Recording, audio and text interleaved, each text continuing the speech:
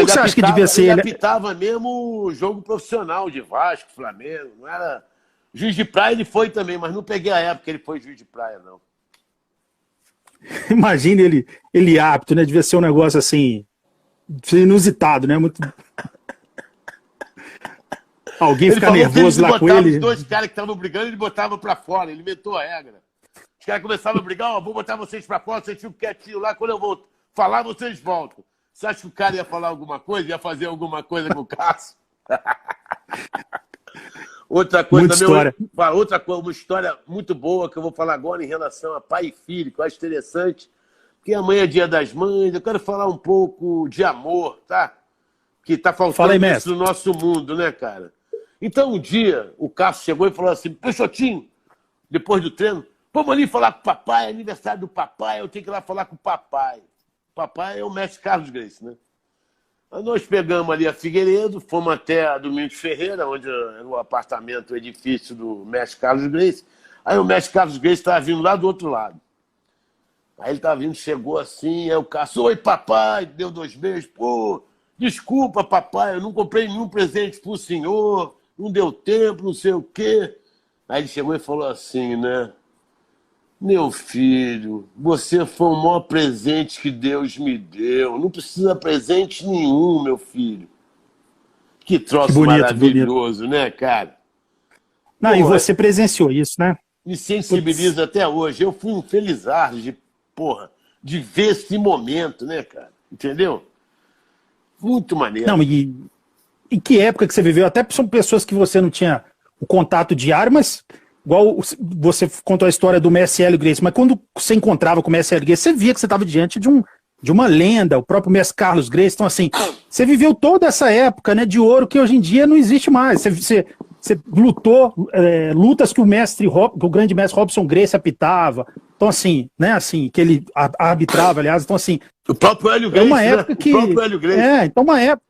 Acabar uma luta, o Carlos Gracie colocar a medalha em você, é uma coisa assim que não tem cabimento ter sido aluno do Hollis, ter sido aluno depois do Carson, depois ter visto toda a geração de Paulão, de Libório, de Murilo Bustamante se desenvolver. Então, assim, você viveu toda ali a época romântica e a fase profissional do jiu-jitsu. Isso aí Porque até é a minha ouro. Isso parte aí. ali, até eu achava que era um pouquinho assim do amadorismo. Aí depois que passou esse negócio do Vale Tudo, em 91, luta livre olímpica, aí os caras se profissionalizaram.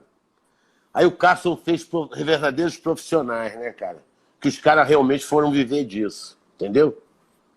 Pra gente, como é que era o Carson como pessoa, né? Fala as principais características dele. A gente sabe que ele era uma pessoa desprendida de coisas materiais, super generoso, mas quando você pensa nele, quais as principais características que vêm à sua cabeça dele como pessoa? Cara, bondade, caráter e simplicidade. Acho que essas 3 palavras aí definem Carson Gracie de uma maneira assim simples e sucinta, entendeu? Ele era um cara extremamente humilde, extremamente bom, ao ponto de tirar o dinheiro da carteira dele para dar para o mendigo, ele ficar sem, entendeu? Quantas vezes a gente chegou lá para treinar de manhã, tinha de mendigo dormindo no tatame. Aí a gente esculhambava os caras, tava, sai daí, não. O Carson vinha, esculhambava a gente. Sai daí o quê, rapaz? Foi eu que deixei o cara, vai tomar banho agora, não sei o quê.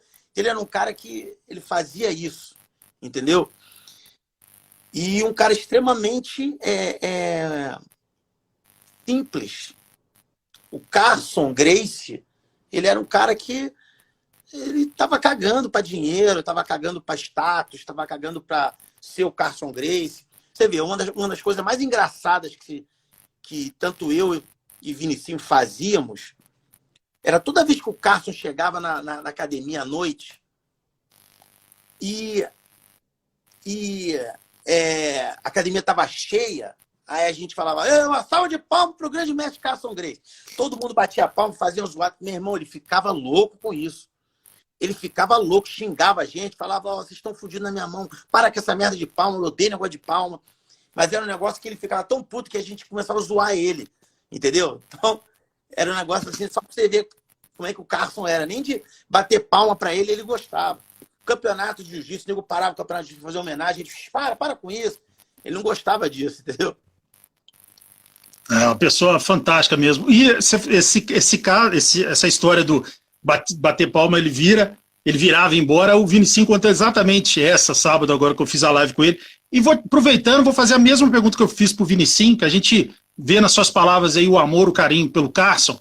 E seu olho até brilhou aí, dá para ver que você sentiu aquela saudade bacana do Messi. Se Deus permitisse que o Messi Carson aparecesse aí na sua frente agora, por 1 minuto, se você tivesse que falar alguma coisa com ele, o que você falaria? Ou se você não falaria, você queria só dar um abraço, enfim, se tivesse 1 minuto, ele fala logo, bichão, 1 minuto ele ia embora. O que você falaria para ele? Só 1 minuto eu faria a mesma coisa que o Vinicinho faria.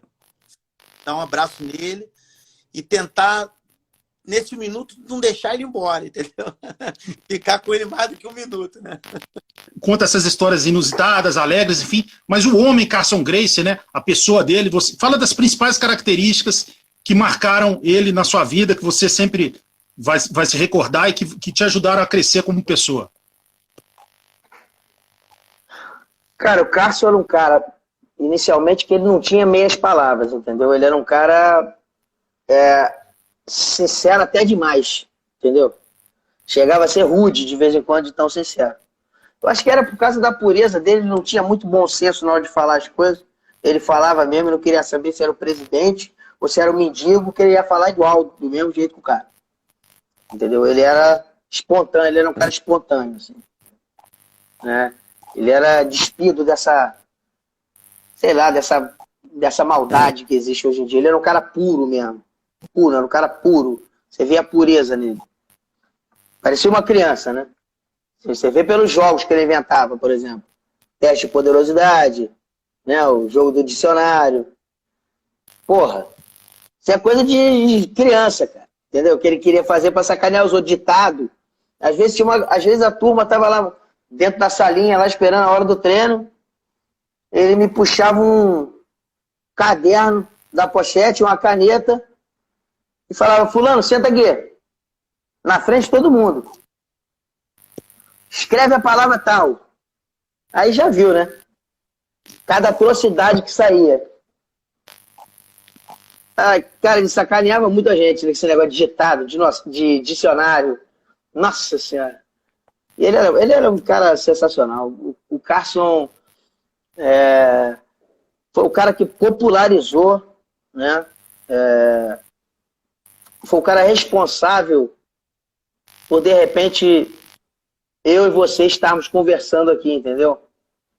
Com certeza. Por conta da popularização do esporte, da popularização de verdade da arte marcial, da vontade real de querer passar aquele conhecimento, de fazer campeões, e não de usar aquilo só como uma ferramenta monetária.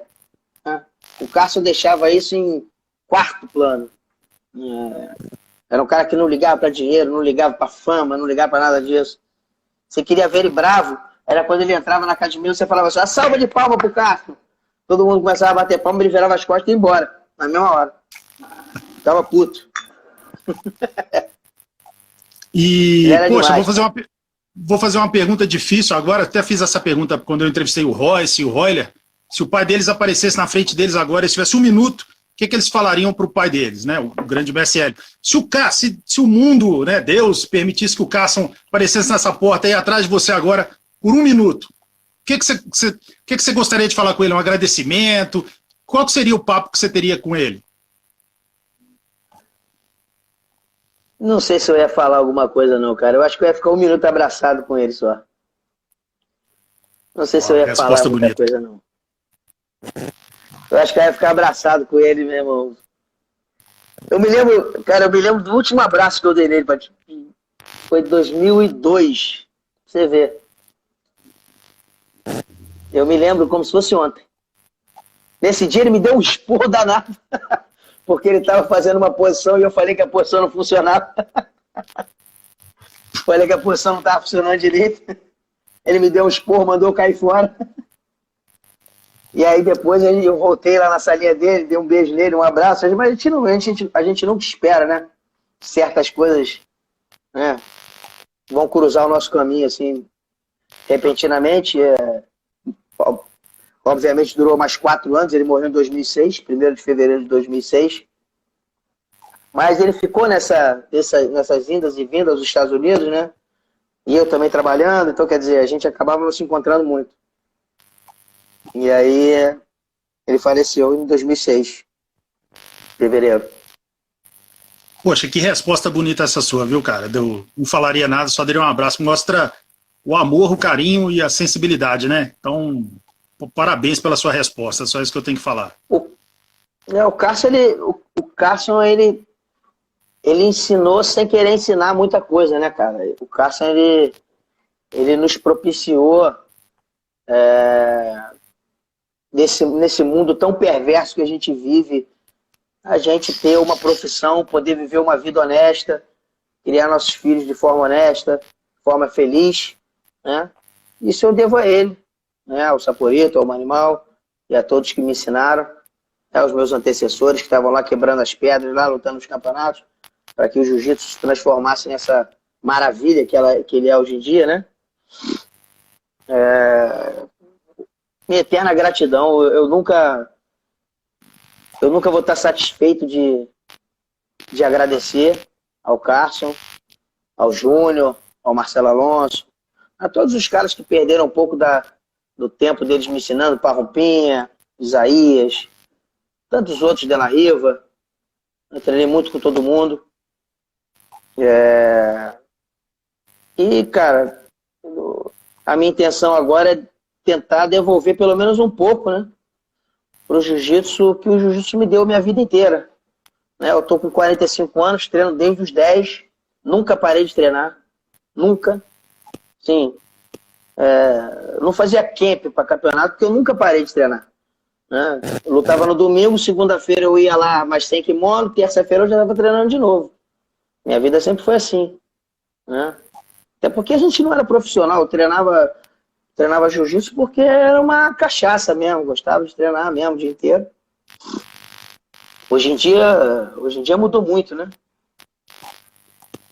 Mas eu vejo essa mudança muito em relação ao que o Carson fez lá atrás. Entendeu? Abrindo as portas do jiu-jitsu para quem não podia pagar. Bonito, né? Uma questão... você vê que todo mundo que fala do Carson sempre conta essas histórias que ele... da humildade, de uma pessoa desprendida de coisas materiais, e ao mesmo tempo um casca grossa, que ele tinha esse jeito truculento, xingava, e ao mesmo tempo gostava de música francesa. Então ele era uma mistura de muitas características numa pessoa só. Devia ser uma pessoa extremamente interessante, assim, né, para o convívio, né? Realmente. Exatamente. Era uma faculdade da vida real, conversar com ele, né? É isso aí. Ele é um aficionado por música de todos os gêneros. A preferida dele era a francesa. Mas ele ouvia música do mundo inteiro, alemã, grega. De vez em quando você chegava lá, ele estava ouvindo um idioma que ninguém entendia nada. Ele falava assim, isso aqui é música tcheca. Né? Ninguém entendia nada, nem ele. Mas ele gostava de ouvir as músicas, né? Sempre que ele ia nos países, né? Que ele ia como treinador, ele procurava uma loja de disco para comprar os cantores locais para ouvir, para ver se gostava. Mas a Edith Piaf era o carro-chefe, né? E ele também gostava de uma cantora peruana chamada Ima Sumac, é o nome dela. Porque ele falava que a Ima Sumac era a única mulher no mundo que conseguia dar uma oitava na voz sem falsete. Eu não sei nem o que é isso. Mas ele falava que a Ima Sumac era a única mulher que conseguia fazer isso. Então ele era muito fã dela também. Devia cantar num tom altíssimo ela, né?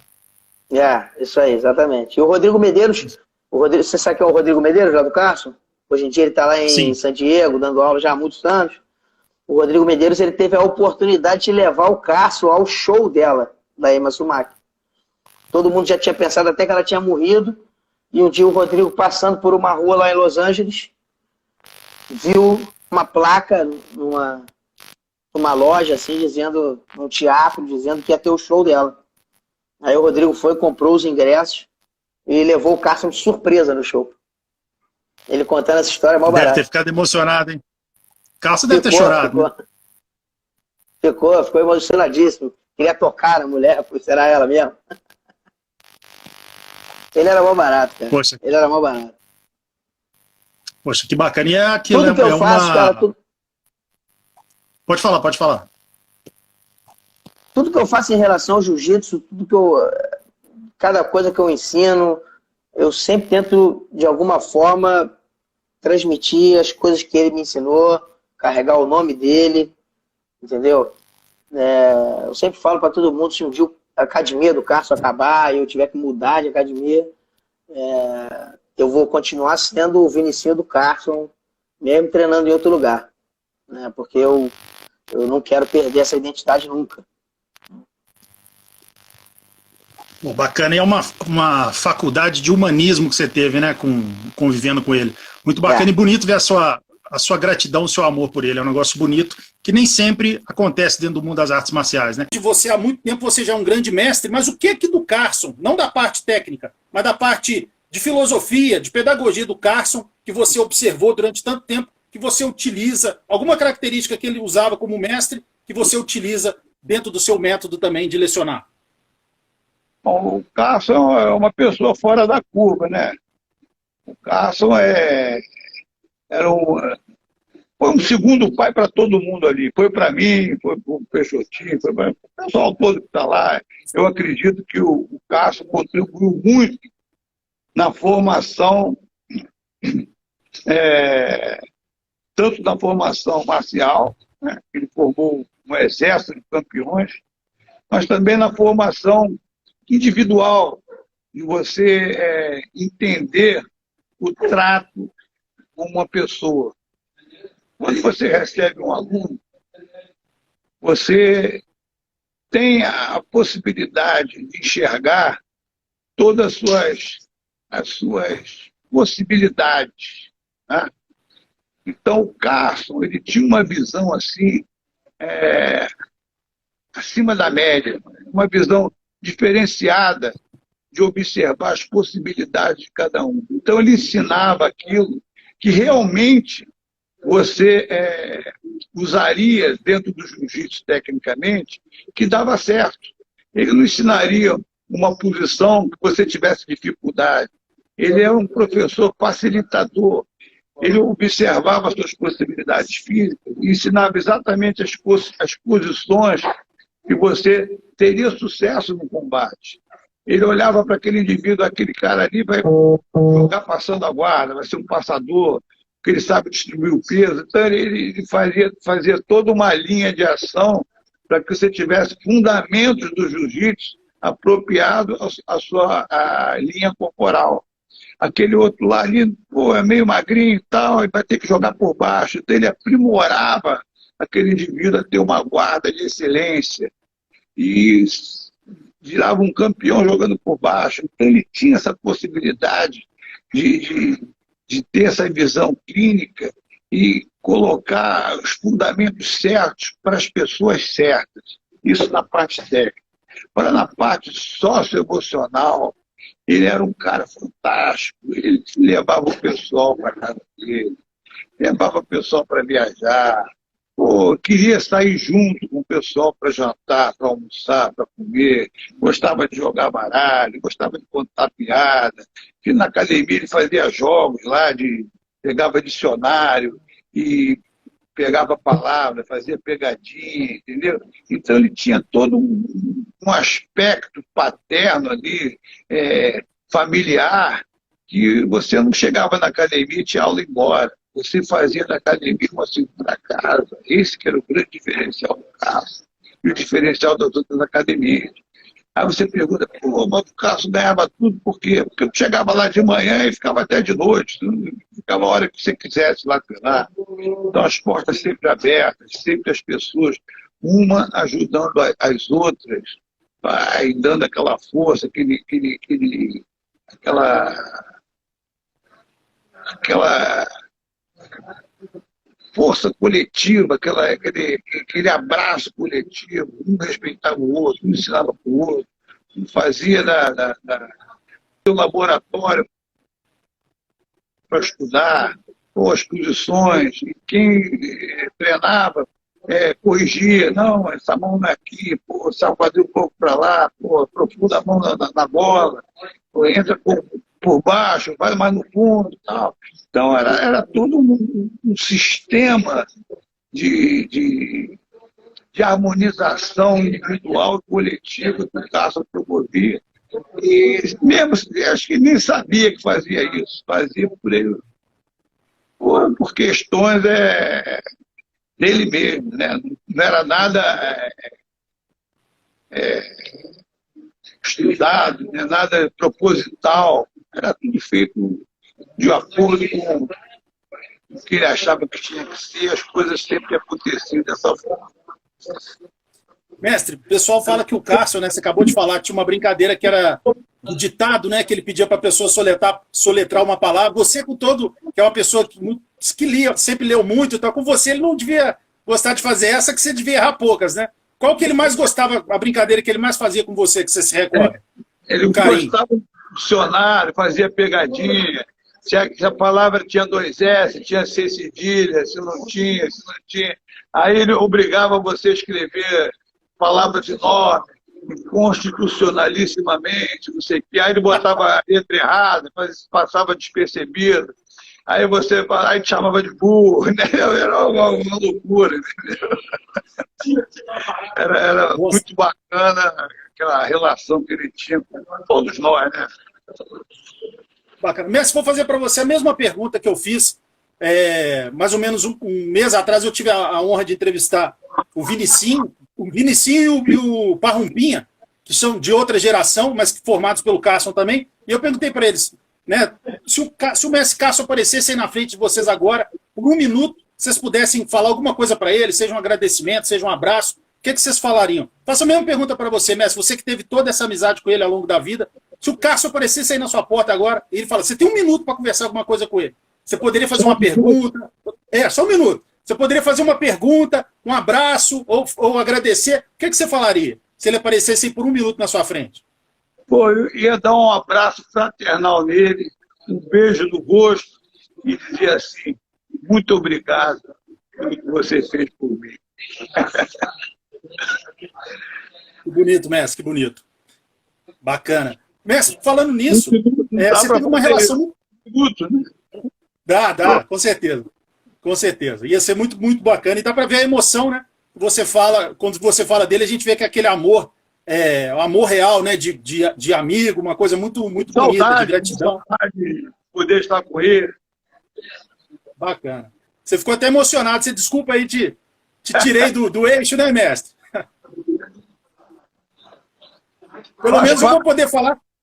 Faz parte. Pelo menos eu vou poder falar que um dia eu tirei o pinducão do eixo, né?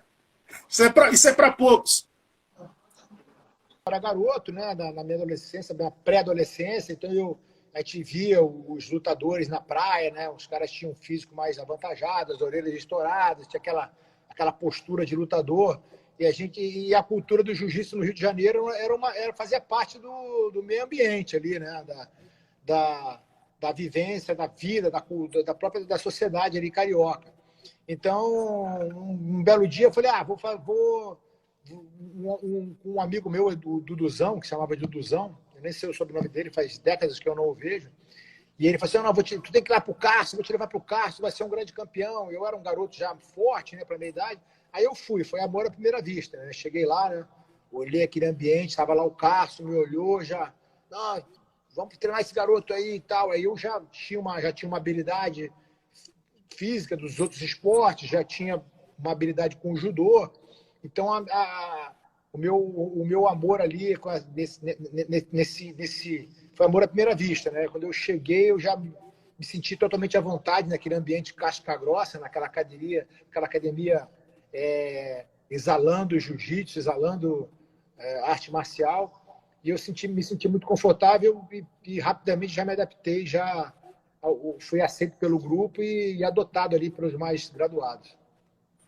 E você lembra de algum detalhe nisso, que o Paulão, por exemplo, que eu entrevistei, ele fala que o primeiro dia que ele apertou a mão do Paulão, ele falou, olha, ele chamou o Reison, né, o irmão dele, o mestre Reison, falou, olha aqui a mão desse menino.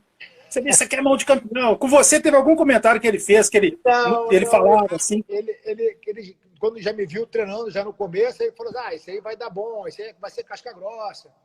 E aí começou a dar atenção, né? Dava uma atenção, ele gostava da rapaziada mais dura, né? Quando o cara tinha uma vontade de vencer, ele já percebia na hora, eles via na hora, tinha aquele olho clínico, né? De perceber que o atleta tinha aquela propensão a tentar competir, a superar os limites e querer melhorar. E aí foi exatamente isso que aconteceu. Cara, a importância do Carson, acho que o Carson tem importância na história de todo mundo que luta MMA, né? Ele foi um dos maiores, ele foi o maior treinador de atletas de MMA. Ele estava muito à frente do esporte, quando o esporte começou a ter o engajamento que tem, a popularidade que tem. Então ele já tinha um time muito à frente, e esse time fez a história, continua fazendo a história até hoje, né? Deixando o legado em construção, e na minha vida também. Na verdade, como eu falei agora há pouco tempo, eu cresci no meio de torcidas, que a gente sabe que envolve violência, e realmente a minha adolescência para adulto, antes de começar a realmente praticar o esporte, antes de até estar na luta livre, assim, eu vivi o baile funk, então eu já brigava muito. E lutava e brigava muito, eu ia pro baile funk, mas eu não tinha eu até comentei sobre isso num podcast que eu fiz algum dia. Era uma parada que para mim era muito mais esporte do que uma violência. Então eu ia pelo esporte. E esse meu contato com o baile funk me tornou, de certa forma, popular aonde eu vim. Vila Isabel, Morro do Macaco, Zona Norte. Eu comecei a fiquei popular na minha galera pelos meus combates que eu fazia dentro de um baile funk de corredor. E teve um cara que treinava no Carson Gracie, ia direto lá, daqueles caras que fica ali, sabe qual é aqueles? Espela, na verdade, fica ali lambendo. E eu também não tinha um contato, não confiava muito nesse cara. Ele todo dia lá em casa, não, vou te levar no Carson Gracie, vou te levar no Carson Gracie. Só que eu não confiava muito nele, até um dia que meu pai não aguentava mais aquele cara bater na minha porta, meu pai me obrigou a ir com ele no tal do Carson Gracie. Que, na verdade, para mim tinha aquele nome tipo... mas meu pai, vai logo nesse Carson Gracie aí. E quando eu fui, o Carson me recebeu muito bem. Na verdade, quando eu entrei, o cara falou pro cara assim, esse aí que é o destruidor de Vila Isabel. E o caramba, eu falei, caralho, imagina que esse cara falou de mim. Tu trouxe roupa? Então me espera lá em cima. Aí foi meu primeiro contato com o Carson. Eu já subi, ganhei uma pressão de quem já estava no tatame, porque os caras me viram, magrelo, de short de hashtag e camisa e short de luta, entrando no tatame, sentando ali no banquinho, numa sala que ninguém entrava na época. Já veio 1, 2, 3, começaram a me fazer perguntas. Naquela época era pesado chegar num lugar desse. Mas aí logo depois chegou o Carson, ele já falou que eu estava com ele, me botou para fazer um treino. Eu fiz um treino foi muito bom. Na época tinha um cara que eles estavam treinando, um cara muito duro, pesado para um MMA. E eu cheguei a fazer um treino com ele, me cansei um pouco, na época eu tinha um gás absurdo, mas eu me cansei um pouco pela adrenalina de estar ali, né? E os caras que entraram depois de mim não chegaram próximo do trabalho que eu estava trazendo pro atleta dele. Aí eu olhei para ele assim, eu falei, cara, eu não cansei não, eu estava um pouco nervoso, mas agora se você me botar aí, meu nervosismo já passou. Ele, então vai lá. Aí, eu fiz o treino da minha vida. Foi onde que ele me abraçou, me trouxe para dentro da academia. Eu acabei me cortando também num golpe, de certa forma, até ilegal. O cara acho que não gostou do que estava acontecendo no treino e me deu uma cotovelada. Na época não valia cotovelada. E ele, já me abraçou, já chegou dando sangue. E, passou o famoso cura-galo nele logo no meu primeiro dia. Então, dali para frente, ele começou a me agenciar, me botou para lutar, até quando ele realmente desistiu do trabalho aqui no Brasil e foi para os Estados Unidos. Aí eu tive minha pausa, né, no treinamento com o Carson. Quero agradecer também muito lá no Carson, que me ajudou muito, o Jucão, que é meu amigo até hoje, o mestre Marinho Valvernarves, que também puxava o treino de jiu-jitsu lá, me deu a maior atenção, e toda a galera que treinava lá e me recebeu de braços abertos. Não, difícil, eu era muito garoto, né? Quando eu cheguei na academia do Carson, eu era muito garoto, eu tinha 10 para 11 anos de idade, não tinha a menor noção, né? Assim, do que era realmente, ao passar dos anos que você vai realizando com o convívio, né? O contato, diário, com as pessoas que estão em volta, com os alunos. Realmente você vai realizando, eu fui realizando mais ao passar dos anos, né? Com muito garoto, assim, era engraçado o Cássio, assim, para mim, era um cara bem chucro, bem casca-grossa, mas foi realmente uma pessoa que me influenciou muito, né, no jiu-jitsu. E você pegou uma época dele de kimono, né? Que muita gente sempre fala que muita gente lá da época, por exemplo, dos mais novos, da última safra que ele teve, vamos colocar assim, não chegaram a ver ele dando aula de kimono e você teve esse prazer, né? Tive muitas aulas com o Carson de kimono, sem kimono também, mas vi diariamente o Carson de kimono ensinando, né? Os alunos. O Carson formou realmente uma base muito boa, né? Então foi aquilo, eu acho que o Carson formou uma base na década de 70 de alunos muito casca-grossas, um jiu-jitsu muito sólido, e essa base veio influenciando as gerações futuras, né?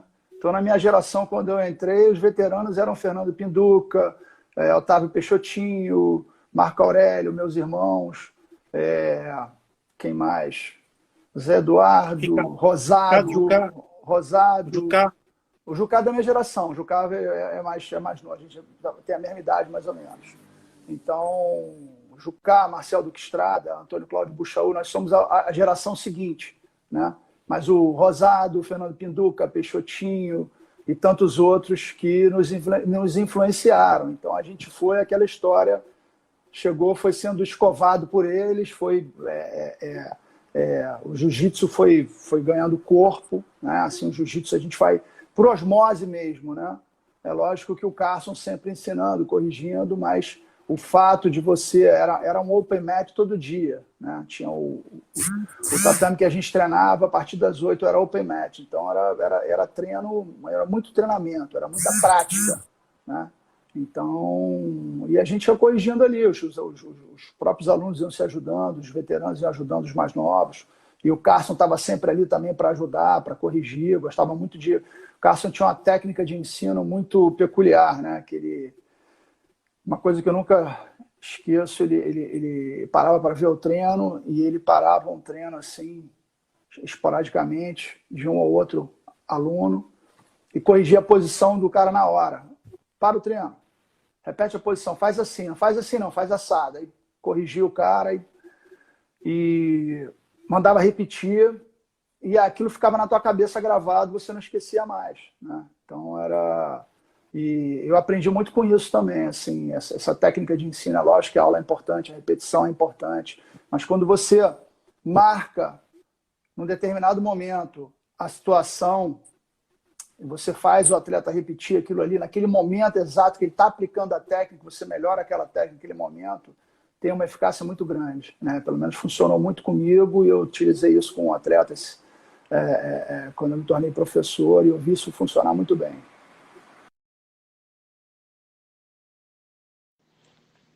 O Carson é um ícone no jiu-jitsu, né? Fez grandes lutas e, né, ele foi assim o filho mais velho do meu pai, né? Ele foi que deu continuidade, né? Depois dos cinco irmãos Gracie ali, né? Aquele trabalho inicial ali, né? De fazer o alicerce do jiu-jitsu. Ele foi a pessoa assim que, né? Foi o primeiro filho, né? Filho da primeira geração dos irmãos Gracie ali a despontar, né? Dentro do jiu-jitsu. Então isso aí foi uma coisa ali que isso aí mostrou para o meu pai que a tradição estava sendo iniciada, e foi iniciada com maestria, né? Que o Carson foi um grande lutador, uma pessoa com temperamento, né? Uma pessoa muito calma, muito simpático com todo mundo e, né, carismático também, tudo, e era engraçado realmente, era uma pessoa assim que, né, tinha realmente uma uma sabedoria, tinha uma memória muito grande, tudo, né? Gostava de futebol também, gostava de outros esportes, né? Então foi na verdade né, uma pessoa que eu tive como exemplo também e sou muito grato também se eu estou aqui hoje, muito pelo que ele fez também na época dele. Então eu acho que ele foi uma pessoa muito importante, né, dentro da história do jiu-jitsu também, né, do jiu-jitsu brasileiro, né, jiu-jitsu Gracie, né, e eu acho que, né, ele mostrou para o meu pai que realmente porra, a intenção, o plano do meu pai, o meu pai estava no caminho certo, que ele foi o primeiro ali, né, dos 5 irmãos, fora os 5 irmãos, que realmente estava, né, continuando o legado ali, né? Então isso aí foi muito bom, que fortaleceu mesmo a vontade do meu pai de seguir realmente esse plano que ele tinha traçado, que era ter muitos filhos e botar os filhos para praticar o jiu-jitsu, para saber que era uma fogueira que nunca iria se apagar, né? Então, acho que pô, foi uma peça fundamental naquele momento da vida do meu pai. Eu acho que o Carson foi né, realmente ele, eu e meu pai depois passou, né, o Carson, né, o meu pai passou a acreditar mais em todos os outros filhos que estavam vindo abaixo dele e ele passou a ter certeza realmente que esse era o caminho de criar um legado familiar que ia servir que ia servir como base para o legado brasileiro, né, né, que estava sendo criado, e o legado hoje do jiu-jitsu para o mundo, né, que foi exportamos do Brasil para o mundo tudo e graças a Deus hoje o jiu-jitsu não depende só dos Gracie. Hoje o jiu-jitsu, a família Gracie criou tantos alunos, né, foi uma coisa de aluno, do aluno, do aluno, do aluno, do aluno. Isso aí hoje não acaba muito mais, né? Então isso aí hoje não tem mais a necessidade dos Gracie serem os campeões e tal, como era antigamente, né? Então, na verdade, não tinha tanta variedade né? Hoje em dia tem muitos representantes e representantes de outras lutas também que fazem jiu-jitsu, que de certa forma também carregam a bandeira do jiu-jitsu, que muitas vezes ganham no chão também, e mostra que a importância né, do jiu-jitsu. E apesar de eu achar que o jiu-jitsu que eu aprendi não é só no chão, é em pé também, te dá condição de você lutar com qualquer pessoa em pé, desde que você saiba como se posicionar e tenha a noção de distância e sabe aproximar e criar os ângulos certos para você, né, tanto atacar como defender. Então, mas acho que ele foi realmente uma pessoa chave nesse processo todo aí, sim. A primeira luta que eu fiz foi o karatê. Eu fiz karatê bem novo, com 9, 10 anos, né? Uns 2 anos, ou um pouco mais. E fui até a faixa roxa na época, era bem menino, mas treinei bastante karatê. Depois do karatê, eu fiquei um tempo fazendo outros esportes, nada a ver com a luta, e comecei a fazer o judô. Judô eu fiz por 3 anos, também fui um bom lutador de judô, participei de alguns campeonatos, ganhei alguns campeonatos de judô legais na época, só que quando eu caía no chão, eu queria continuar lutando no chão, e na época não era permitido, aquela coisa, enfim. Então foi quando eu comecei a ouvir falar do jiu-jitsu. O jiu-jitsu tinha uma fama variada no Rio de Janeiro, né? Tanto de várias formas, era conhecido para MMA, para o Vale Tudo, para o combate de kimono, enfim, para autodefesa, tinha várias coisas. Eu vi que era uma luta de chão. Então me interessei pelo jiu-jitsu e comecei a fazer em 91. Quando eu comecei a fazer o jiu-jitsu em 91 foi com um amigo que tinha uma garagem onde ele tinha um tatame, e lá treinavam umas 10 pessoas, e eu fazia parte desse grupo, e a gente treinava muito lá. O nome dele era Lélio Machado, ele já faleceu, mas ele foi um cara muito importante na minha iniciação em jiu-jitsu, e também de vale tudo, porque a gente já fazia vários treinamentos de vale tudo na época, com 15 anos, 14 anos, né? E, enfim, quando eu cheguei na faixa roxa, fui campeão mundial, ele falou, você precisa procurar uma escola melhor, você precisa de uma escola profissional, porque você vai longe, né? Treinando com 9 pessoas ali na garagem, eu fui campeão mundial, então ele me deu esse conselho. Aí foi quando eu fui procurar a escola Carson Gracie, porque lá tinha MMA, e lá tinha, na época vale tudo, né? E tinha os melhores lutadores de jiu-jitsu pesado do Brasil, do mundo, né? Os melhores faixa pretas estavam lá. Então eu ingressei no Carson Gracie com mais ou menos 18, 19 anos por aí. E, enfim, lá tudo foi onde tudo aconteceu, onde eu amadureci como homem, lutador, e fiquei bem treinado para kimono, sem kimono, ganhei vários títulos lá, no Carson Gracie Team. Eu entrei na Carson com uns 19 anos, mais ou menos, faixa roxa, e entrei na Carson procurando o Vale Tudo na época, porque eu já treinava, eu tinha uma iniciação no Vale Tudo com esse meu professor Lélio. Então, quando eu cheguei lá, eu encontrei o Valide no primeiro dia no tatame, encontrei Paulo Filho, encontrei poucas pessoas porque era final de ano e todo mundo já estava viajando. Era dezembro, final de novembro, dezembro.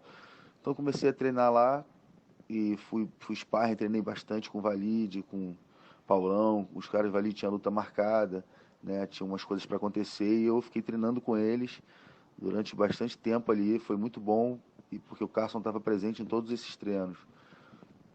O Carson Gracie é uma pessoa única, uma pessoa que te ensinava a ser forte, te ensinava a acreditar no que você estava fazendo, te ensinava que o jiu-jitsu era o caminho mesmo de começar e terminar um combate. E é uma pessoa de personalidade muito forte. Ele conseguia transmitir para você uma energia, uma adrenalina que você tinha que fazer a coisa, entendeu? Você tinha que fazer aquilo acontecer, você tinha que botar para baixo, tinha que se defender, tinha que ficar em pé. Ele dizia para você de uma forma que ele falava com você do jeito que você tinha que fazer. Era um comandante que eu não vi outro igual. Por isso que é chamada Escola Carson Gracie, porque só ele tinha essa voz de comando e esse poder. Dono de um conhecimento de jiu-jitsu perfeito, né? Porque ele foi criado pelo Hélio, pelo Carlos, né? Pelo pai, né? E o tio. Então ele ainda teve o Hollis também no seu crescimento, na sua formação, ele teve os melhores do jiu-jitsu. Então o Carson era um dono de uma técnica única e com 17 anos provou para o Brasil que o jiu-jitsu podia vencer homens mais fortes, homens maduros. Essa é a admiração que eu tenho por ele. É um mestre que não teve igual. E o Cássio também, eu nunca vi o Cássio na praia, mas pô, ele às vezes ia à praia comigo para jogar frescobol. Ele gostava de jogar frescobol, mas ele não gostava muito de ir à praia, não. De vez em quando a gente ia à praia, jogava o frescobol lá e tal.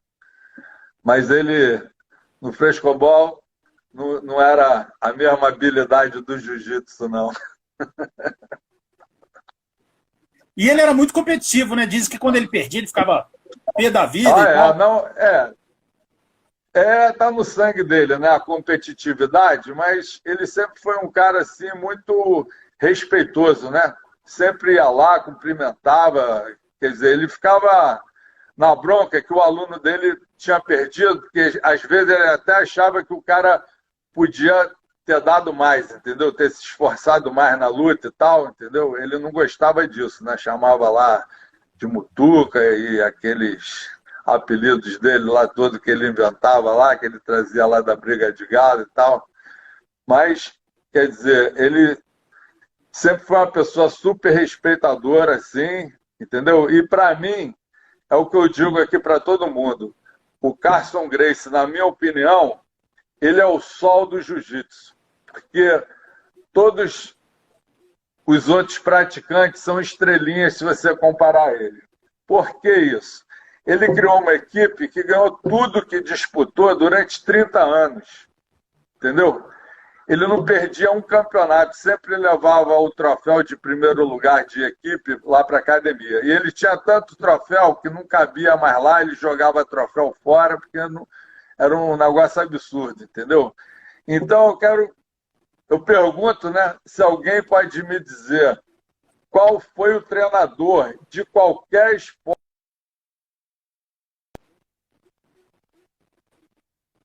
bate, cuspe à distância, o que você quiser, que ganhou tudo que disputou por 30 anos. Não existe, entendeu? Quer dizer, o Carlos, como treinador, é um fenômeno. Em 1000 anos, ninguém vai fazer o que ele fez. Por exemplo, o Pelé ganhou o atleta do século, né? O Carson deveria ganhar o técnico do milênio, porque em 1000 anos ninguém vai fazer o que ele fez, na minha opinião. Foram vários, pô. O mais comum dele comigo é: Alan, cala essa boca que tu não sabe de nada. Então, como ele era o mestre, eu me calava e e essa era a nossa rotina diária, entendeu? Ir lá comer no cubano, e ele, aqui nos Estados Unidos, a gente saía para comer no cubano aqui, aí eu ordenava de novo, ele: cala essa boca também que você não entende nada de comida cubana. Então, mestre, tu que ordena. Então ele me manda: pede aquele frango acebolado aí, a gente ia comer e essa era a nossa diversão diária, entendeu? Curtia muito o mestre era meu ídolo, cara. Como eu disse, ele era meu mestre, meu mentor e meu pai. Foi tudo para mim, pô. Se isso fosse uma história grega, o Cássio seria o Filipe II. Ou foi o Filipe II, foi o que uniu todos os gregos. O Filipe da Macedônia. É assim que eu vejo o Carson. Foi o cara que uniu todas as tribos dentro do jiu-jitsu. Em 91 ele mostrou a importância que era o Carson Gracie Team.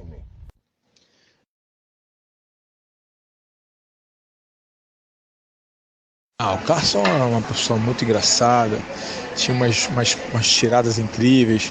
Quem conviveu com ele sabe disso. O termo casca grossa, mutuca, creonte, é tudo originário dele. Hoje o que corre na boca de toda a galera do jiu-jitsu, todo mundo fala, é ele que criou, entendeu? Ele que criou, ele que o tirou das ginhas de galo lá. Ele é um barato, cara. Carson é uma pessoa única, assim, só quem conviveu com ele, é engraçado. Às vezes até inconveniente em alguns momentos, mas depois você via que tinha um porquê. São memórias muito boas, afetivas, que fica guardada na minha memória de todos aqueles que conviveram com o Carson, né? Poderoso! Tinha um grau de poderosidade que ele fazia lá, né? Detectando um grau de poderosidade, que todo mundo tinha um grau de poderosidade. Era muito bacana mesmo. Realmente são bons tempos de Carson Gracie, bons tempos do convívio. Ele era uma figura ímpar.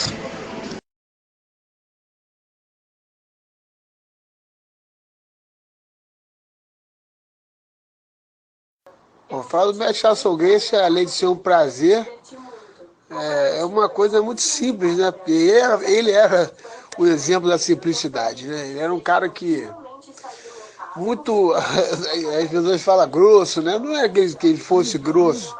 Ele era uma pessoa muito direta e muito, um termo carinhoso seria infantil, mas infantil no termo carinhoso. Ele não tinha maldade, entendeu? Era uma pessoa muito limpa, né? De alma muito limpa, de alma muito iluminada, né? Uma pessoa que não tinha apego material, uma pessoa que gostava, não abria mão dos prazeres dele, né?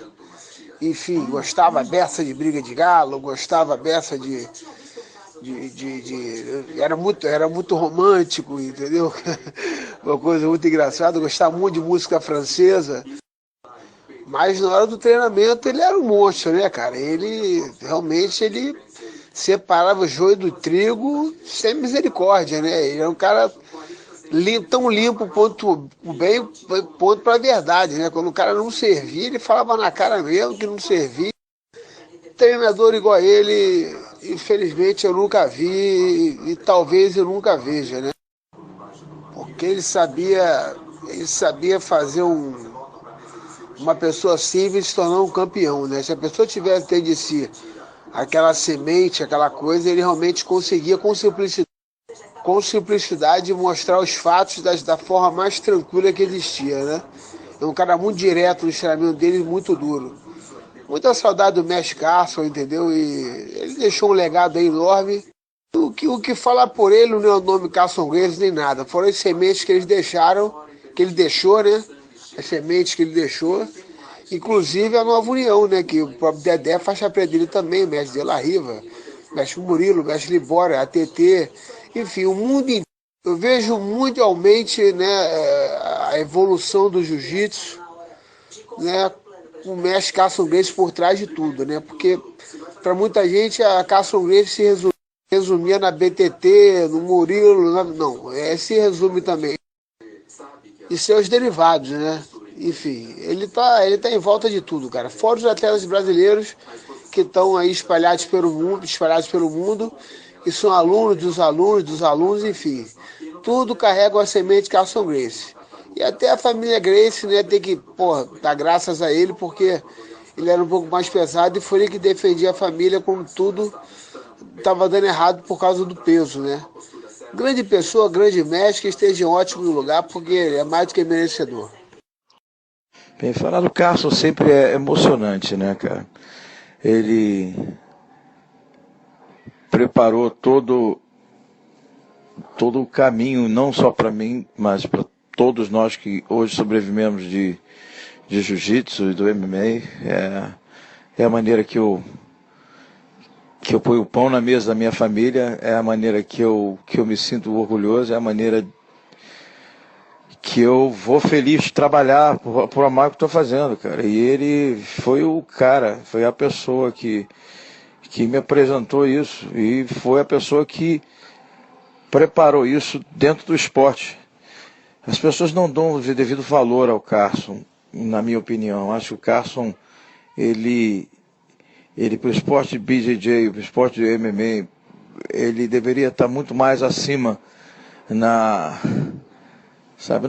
no marketing pessoal, na demonstração do legado que ele deixou. Isso não acontece muito. Bem, talvez eu esteja pensando só nisso, porque eu tenho verdadeira paixão e apreciação pelo que ele fez na minha vida. Não esqueço de maneira nenhuma. Com a reverência dele, como você diz, como pessoa ali, o Carson não era o cara que estava mais certo em todas as vezes, ele era um cara que falava o que vinha na cabeça dele. Ser humano peculiar, uma pessoa de coração absurdo, não existe ninguém parecido com o que eu possa comparar. É um dos gênios, uma das pessoas mais brilhantes que eu já vi para esse determinado ramo, que é inspirar as pessoas e demonstrar amor, não só pelo jiu-jitsu, mas também pelos atletas, né? Ele é uma inspiração, o que eu posso fazer? É bem particular falar sobre Carson no Dia dos Pais, e é até emocionante. Mas não podemos deixar de dizer que ele foi o tudo, o começo, o meio e o fim, para que a minha vida esteja onde está agora, né? Não só a minha, mas de muitos, que às vezes até não falam. Mas ele foi o grande gênesis dessa coisa toda. Bem, o Carson tem muitas histórias, né, cara? Ele tem muitas coisas irreverentes e, como falei, aprendi muito com ele, com as coisas certas, mas com as coisas erradas também. E ele foi um pai, mentor, um exemplo para todos nós. Um exemplo a se seguir. Bem, o que pode mais dizer sobre o Carson? O Carson é sempre uma figura polêmica, sempre uma figura... Carson é um tudo, meu irmão. Então aqui pode falar do Carson, né? A única coisa que eu gostaria mais de dizer sobre ele é que eu gostaria que ele tivesse vivo.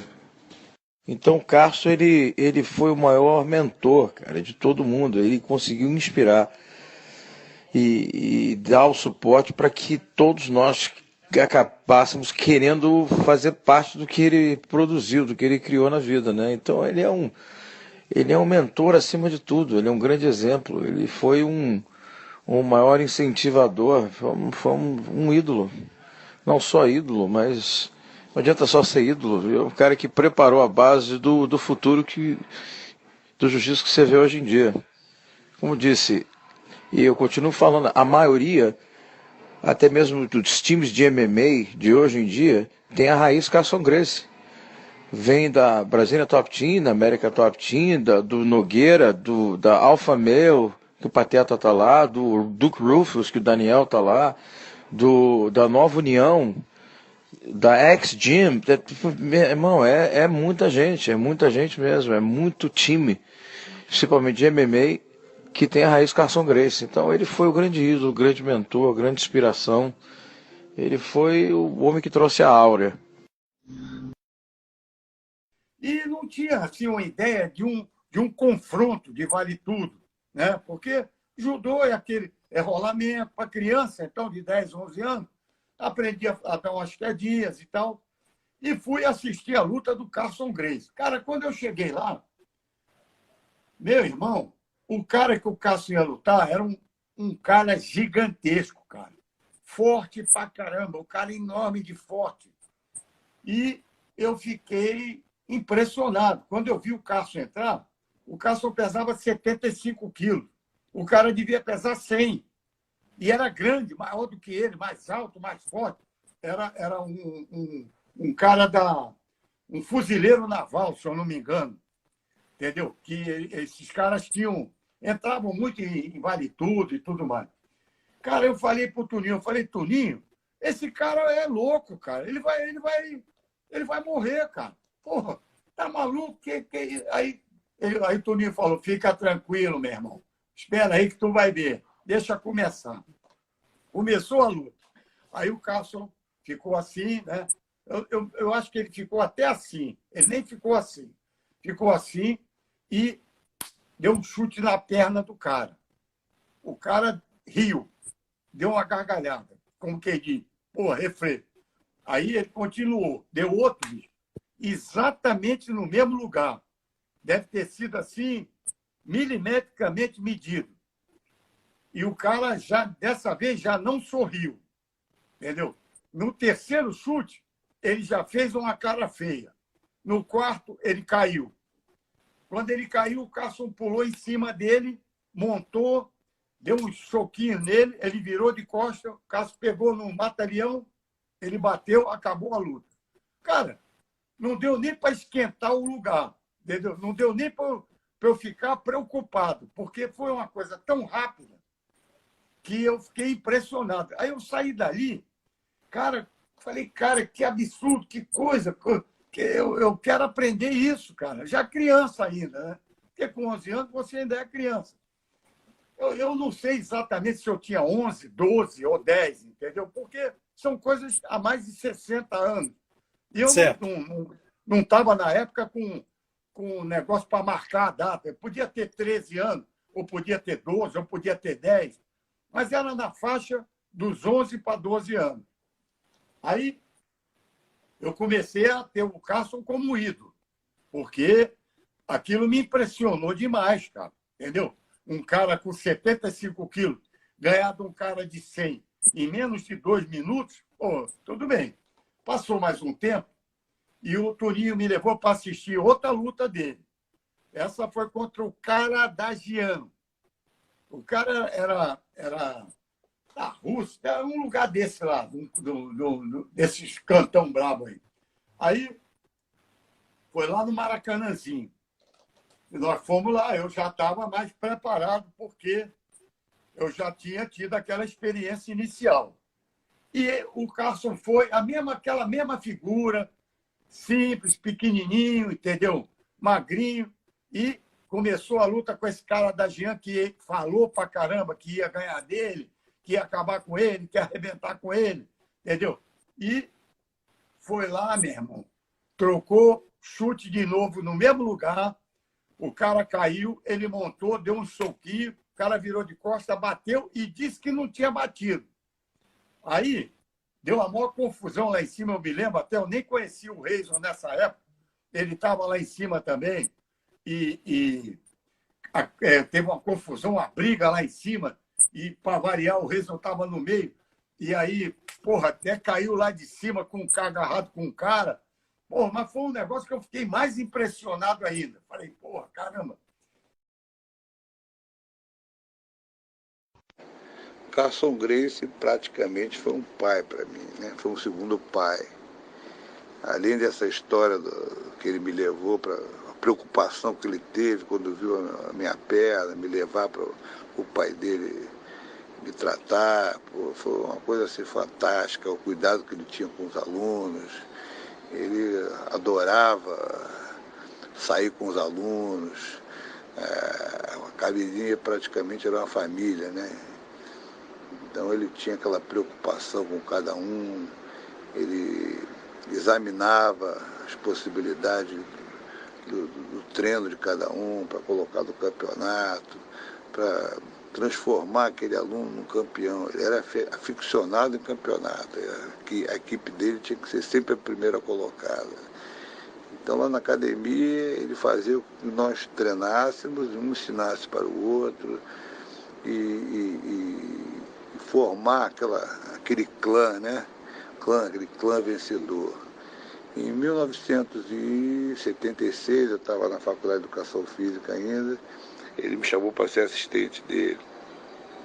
Foi a época que eu mais cresci no jiu-jitsu, para fazer educação física e eu ajudava ele lá com a aula das crianças, aula com os iniciantes. Foi um momento que eu mais cresci no jiu-jitsu, né? Eu aprendi muito ali, ministrando aula, sendo assistente dele.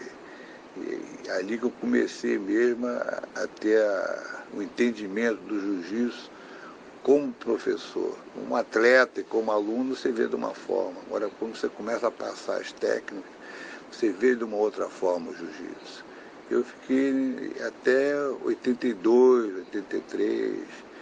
Aí depois de 85 eu pedi permissão a ele para abrir minha própria academia, levei ele para conversar e tal. Ele prontamente me deu uma tremenda força e pediu para que eu nunca me afastasse da academia. Tivesse minha academia, mas nunca sumisse de lá. Eu, uma pessoa muito agregadora, né? Os valores muito familiares, a academia era uma família, né? Então ele gostava muito de sair com os alunos para almoçar, ele gostava de comer, para jantar, sair aquele pelotão de gente para o restaurante, ele adorava aquilo ali. E passagens assim de coleguismo, de estar junto, né? Vou contar uma história que